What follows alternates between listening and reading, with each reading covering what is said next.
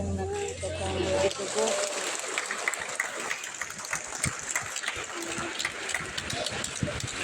Sigurado excited na kayo lang tayo sa episode 7. Dahil mo may makita sa video, sa ito pa, masaktan ninyo, mga pulong ni Jesus, sa itong gisutan, niiling ang inisyon. O sa kondisyon sa sumunod, sama kayo na nahibawa. Gano'n mo kasiguro tayo? Kaya mga inumsano ninyo, ipagita, o ilamat ang mga tinutulog ni Jesus. Inyong isang gumawa mga kalisod, araw na masunod si Jesus. Malipayan ninyong isakripisyo ang mga butang na masunod ang pag-iya sa organisasyon. O sama kang Mateo sa mga apostoles, o sa mga babae na misunod kay Jesus, lang maulungon mo ang ibubaw kay Jesus, o datihan mo rin kung paano yan. O sa ipagbati ni Jesus sa mga kamaturan, yung ipadayan ni Jehovah, tanaw na ito ang Lucas Kapitulo 10, versikulo 21. Lucas 10, versikulo 21. Yanang na siya napuno sa balang Espiritu o nalipay pag-ayaw ngayon, Amahan.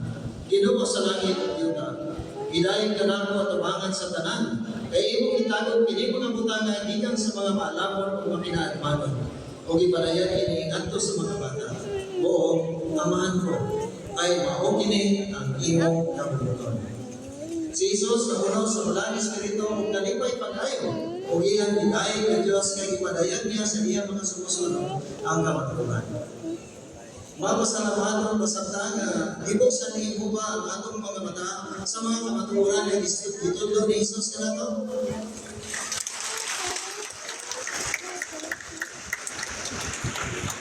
Sigurado malipayon ka. Atong tanawon ang katapusang video ni ining ang programa, kini nga video gibase sa akta nga atong niyang awitan.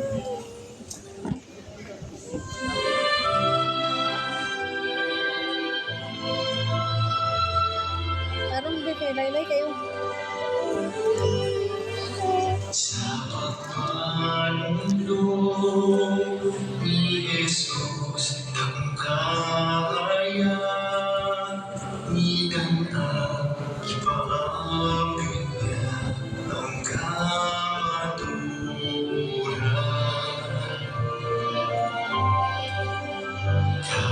Kabulong sa Amahan ang kanunay niya, kinuha mabinasa kung siya uputan sa taparukiya